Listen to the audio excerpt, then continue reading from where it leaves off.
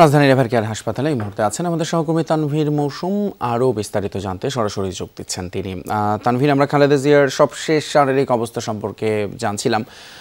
এই মুহূর্তে তো আলোচনা আসলে তাকে বিদেশে নেয়ার বিষয়ে নতুন কি সিদ্ধান্ত জানা যাচ্ছে, আপনার কাছে কোনো খবর আছে কিনা একটু বলবেন।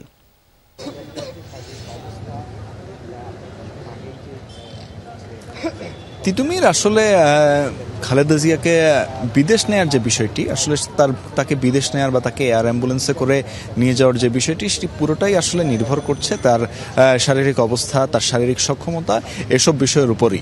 এবং এখানে মেডিকেল বোর্ড তাদের যে সভাগুলো হচ্ছে, তাদের যে সিদ্ধান্তগুলো, তারা তাদের মধ্যকার যে মতামত আলোচনাগুলো করে নিচ্ছেন, সেখানে কিন্তু এই বিষয়টি বারবার উঠে আসছে যে আসলে তার শারীরিক সক্ষমতা কতটুকু, যেহেতু এখানে একটি 10-12 ঘন্টার বিশাল একটি ভ্রমণের পথ, বিশাল একটি ভ্রমণ পর্ব সামনে অপেক্ষা করছে, সেটি আসলে খালেদা জিয়ার জন্য কতটুকু আসলে কল্যাণকর হবে এবং তার এই অসুস্থ অবস্থায় আসলে তিনি কতটুকু আসলে সেই যে ভ্রমণের ধকল, সেই ভ্রমণের ধকলটি নিতে পারবেন, সেটি কিন্তু আসলেই সবার কাছেই বিবেচ্য। যারা অভিজ্ঞ চিকিৎসক রয়েছেন, বিশেষজ্ঞ দল রয়েছেন, বিশেষজ্ঞ চিকিৎসক দল, সবার কাছেই কিন্তু এটি একটি চিন্তার বিষয়। কারণ এখানে হচ্ছে যে এয়ার অ্যাম্বুলেন্সে করে যে 10-12 ঘন্টার যে ভ্রমণ, যে জার্নি, সেটি আসলে এখানে বিমান উড্ডয়নের একটি বিষয় আছে এবং বিমান উড্ডয়নের সাথে কিন্তু আসলে শারীরিক অবস্থারও উন্নতি অবনতির একটি বিষয় থাকে, তার যে রক্তচাপ থাকবে এবং অন্যান্য যে বিষয়গুলো থাকবে সেগুলোর একটি বিষয় থাকবে।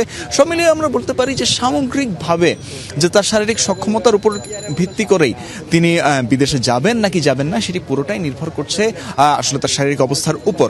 এবং আমরা দেখেছি যে আসলে সকাল থেকেই যে বিভিন্ন ধরনের যে তৎপরতা, সেটি কিন্তু অন্যান্য দিনের মতোই, আসলে আজকেও তার কোনো ব্যত্যয় ঘটেনি।